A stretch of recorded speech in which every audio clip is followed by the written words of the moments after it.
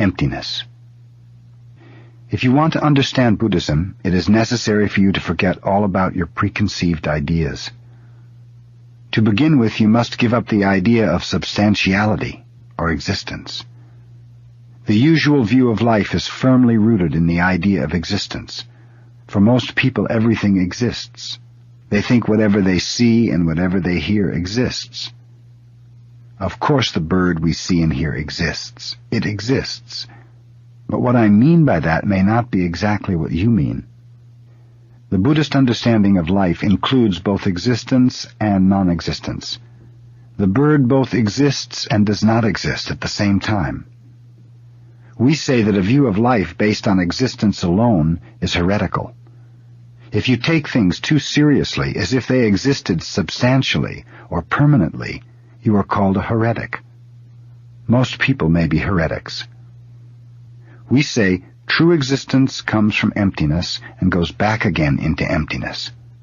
What appears from emptiness is true existence. We have to go through the gate of emptiness. This idea of existence is very difficult to explain. Many people these days have begun to feel, at least intellectually, the emptiness of the modern world, or the self-contradiction of their culture. In the past, for instance, the Japanese people had a firm confidence in the permanent existence of their culture and their traditional way of life. But since they lost the war, they have become very skeptical. Some people think this skeptical attitude is awful, but actually it is better than the old attitude. As long as we have some definite idea about or some hope in the future, we cannot really be serious with the moment that exists right now. You may say, I can do it tomorrow or next year, believing that something that exists today will exist tomorrow. Even though you are not trying so hard, you expect that some promising thing will come as long as you follow a certain way. But there is no certain way that exists permanently. There is no way set up for us. Moment after moment, we have to find our own way. Some idea of perfection, or some perfect way which is set up by someone else, is not the true way for us. Each one of us must make his own true way, and when we do, that way will express the universal way. This is the mystery. When you understand one thing through and through, you understand everything. When you try to understand everything, you will not understand anything. The best way is to understand yourself, and then you will understand everything. So when you try hard to make your own way, you will help others and you will be helped by others. Before you make your own way, you cannot help anyone, and no one can help you.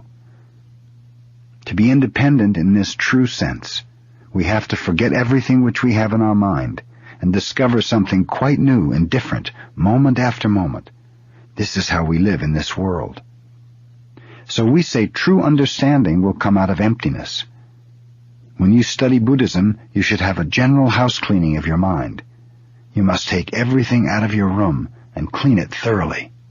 If it is necessary, you may bring everything back in again. You may want many things, so one by one you can bring them back. But if they're not necessary, there's no need to keep them. We see the flying bird. Sometimes we see the trace of it. Actually, we cannot see the trace of a flying bird, but sometimes we feel as if we could. This is also good. If it is necessary, you should bring back in the things you took from your room. But before you put something in your room, it is necessary for you to take out something. If you do not, your room will become crowded with old, useless junk. We say, step by step, I stop the sound of the murmuring brook. When you walk along the brook, you'll hear the water running.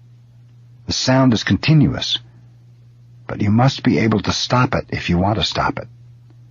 This is freedom. This is renunciation. One after another you will have various thoughts in your mind, but if you want to stop your thinking, you can. So when you are able to stop the sound of the murmuring brook, you will appreciate the feeling of your work. But as long as you have some fixed idea or are caught by some habitual way of doing things, you cannot appreciate things in their true sense. If you seek for freedom, you cannot find it.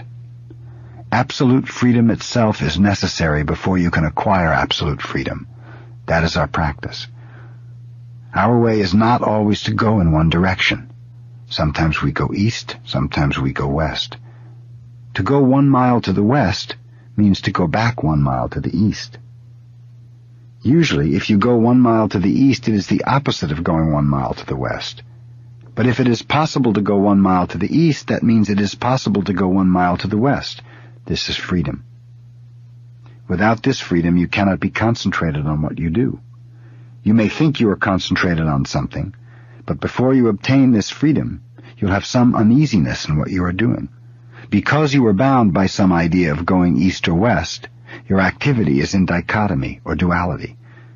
As long as you are caught by duality, you cannot attain absolute freedom, and you cannot concentrate. Concentration is not to try hard to watch something. In Zazen, if you try to look at one spot, you'll be tired in about 5 minutes. This is not concentration. Concentration means freedom. So your effort should be directed at nothing. You should be concentrated on nothing. In Zazen practice, we say your mind should be concentrated on your breathing. But the way to keep your mind on your breathing is to forget all about yourself and just to sit and feel your breathing. If you are concentrated on your breathing, you will forget yourself.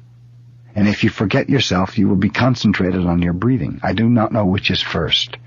So actually there is no need to try too hard to be concentrated on your breathing. Just do as much as you can. If you continue this practice, eventually you will experience the true existence which comes from emptiness.